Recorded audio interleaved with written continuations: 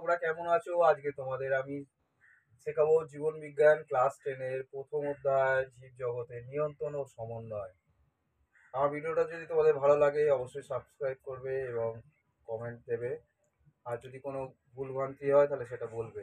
আমি তোমাদের এই পুরো চ্যাপ্টারটা একটু শর্টের মধ্যে বোঝাতে চাই। সেই জন্য আমি একটা পন্থা অ্যাপ্লাই করছি, সেটা হচ্ছে কি, প্রথম হলো হচ্ছে জীব জগতের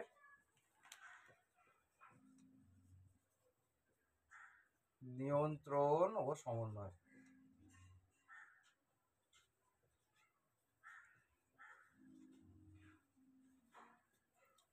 এর জন্য আমি ব্যবহার করলাম কি, শর্ট সার্কিট, SHORT সার্কিট। এবার তোমাদের প্রশ্ন হচ্ছে শর্ট সার্কিট তো আমরা হচ্ছে প্রবাহিত তড়িতে পড়ি, সেটা তো ভৌত বিজ্ঞানের চ্যাপ্টার, কিন্তু এইটার মাধ্যমেই আমি তোমাদের মুখস্থ করার সুবিধা শেখাবো। শর্ট এস দিয়ে আমরা যদি ভাবি স্টিমুলাস, স্টিমুলাস মানে উদ্দীপক বলে বাংলায় যাকে। পরিবেশের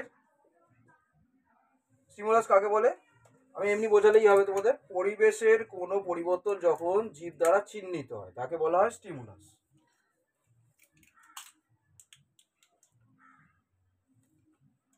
এবার এইচ দিয়ে আসবো আমরা হচ্ছে হরমোন। আমাদের এই প্রথম চ্যাপ্টারটা হরমোনের অনেক বিশ্লিষ্টভাবে আলোচনা করা হয়েছে, ডেসক্রাইব করা হয়েছে। হরমোন কি কাজ করে? নিয়ন্ত্রণ এবং সমন্বয় করে, কন্ট্রোল অ্যান্ড কোঅর্ডিনেশন করে।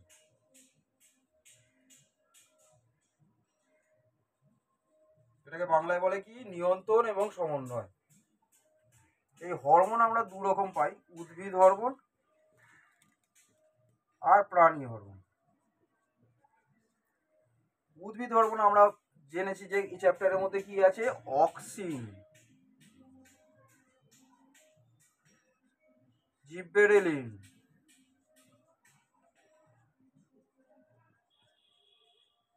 আর সাইটোকাইনিন।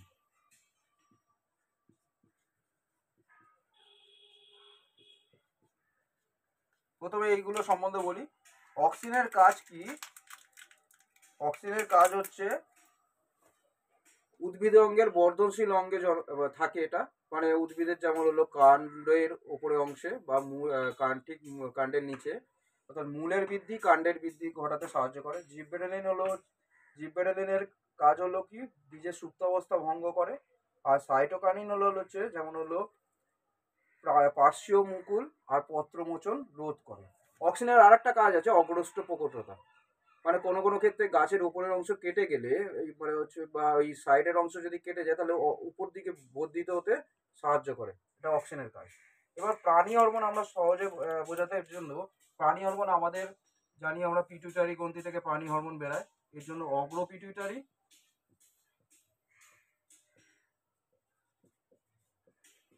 আর পশ্চাৎ পিটুইটারি আছে।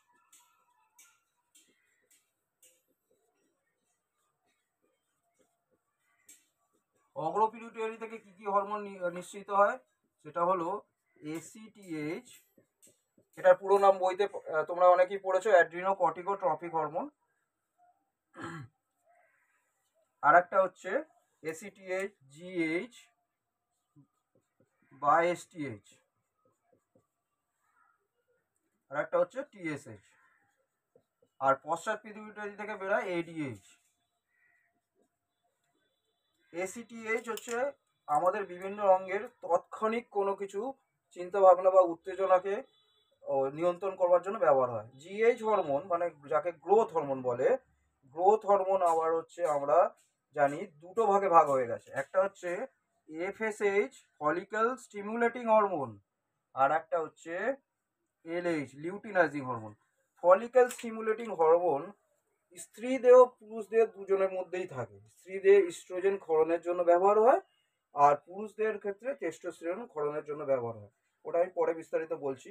আর লিউটিনাইজিং হরমোনের মেন কাজ হচ্ছে কোনো মাতৃদেহে দুগ্ধ নিঃসরণের জন্য প্রোজেস্টেরনকে সক্রিয় করে। আর থাইরয়েড স্টিমুলেটিং হরমোন আমরা জানি T3 আর T4। এই হরমোনগুলো কি হলো, আমাদের রক্তচাপ নিয়ন্ত্রণ করে, এবং হচ্ছে যেমন হলো আমাদের অঙ্গের কোনো কোনো স্ফীতজনিত রোগ থেকে বাঁচায়, বা বাইরে কোনো ভাইরাস বা ব্যাকটেরিয়ার আক্রমণ থেকে এটা রক্ষা করে। তো এইটা হলো হচ্ছে আমরা উদ্ভিদ হরমোন আর প্রাণী হরমোনে বলবো অগ্র পিটুইটারি থেকে আমরা হচ্ছে পেলাম এই হরমোনগুলো, পশ্চাৎ পিটুইটারি থেকে এডিএইচ। আচ্ছা, এডিএইচ কাজ কি? এডিএইচ হচ্ছে বৃক্কীয় নালিকা যেমন হলো নেফ্রনের মধ্যে পুণ্য শোষণের জন্য কাজ করে, অত যে যদি অতিরিক্ত মূত্র উৎপাদনে বাধা দেয়। এডিএইচ থেকে আমাদের কি রোগ প্রতিরোধ হয়? Diabetes insipidus. এছাড়া একে ভ্যাসোপ্রেসিনও বলা থাকে। এডিএইচ উচ্চ রক্তচাপও নিয়ন্ত্রণ করে থাকে। এবার আমরা তোমাদের আসবো হচ্ছে শর্টের, আমরা হলো ও। এবার ও মানে কি হচ্ছে? ও মানে আমি বলতে চাইছি অর্গানিজম, মানে জীব সম্প্রদায়। অর্গানিজম উদ্ভিদ প্রাণী দুটোতে ভাগ হয়ে যাবে। আর মানে হচ্ছে রিপ্রোডাকশন, এটা উদ্ভিদ প্রাণী দুটোতে ভাগ হবে, উদ্ভিদ প্রাণী। আর মানে হচ্ছে রিপ্রোডাকশন, রিপ্রোডাকশন মানে জনন, বাংলায় একে জনন বলে। এটা উদ্ভিদ প্রাণী উভয়ের ক্ষেত্রেই হয়। উদ্ভিদের ক্ষেত্রে অযৌন জনন দেখা যায়, আর প্রাণীদের ক্ষেত্রে যৌন জনন দেখা যায়। উদ্ভিদের অযৌন জননের মধ্যে আমরা জানি পরাগযোগ হয়, মানে পুংকেশর আর মানে হলো পরাগ রেণু এবং ডিম্বাণুর যে মিলন হয়, তারপরে একটা উদ্ভিদ থেকে একটা উদ্ভিদ সৃষ্টি হয়। প্রাণীদের ক্ষেত্রে বিস্তারিত জানি যে আমরা যে কোনো কারোর টেস্টোস্টেরন মানে এবং হচ্ছে শুক্রাণু, যাকে বলে শুক্রাণু এবং ডিম্বাণুর মিলনে একটা নতুন প্রাণীর সৃষ্টি হয়। এবার আমি টিটাকে পাবো। টিটা মানে আমি বলতে চাইছি টেন্ডেন্সি। আমি এইটাকে একটু মুছলে তোমাদের বোঝাতে সুবিধা হবে। তোমরা পজ করে ভিডিওটা পরে দেখে নিও। নাহলে টি মানে হচ্ছে টেন্ডেন্সি। টেন্ডেন্সি মানে প্রবণতা।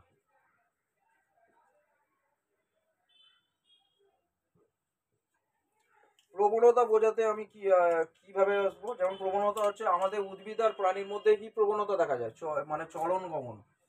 চলন গমন আমি দুটোকে ভাগে ভাগ করছি। উদ্ভিদের বিভিন্ন অঙ্গের, যেমন হলো হচ্ছে সূর্যের আলোর প্রতি যে চলন হয় সেটাকে চলন বলা যায়।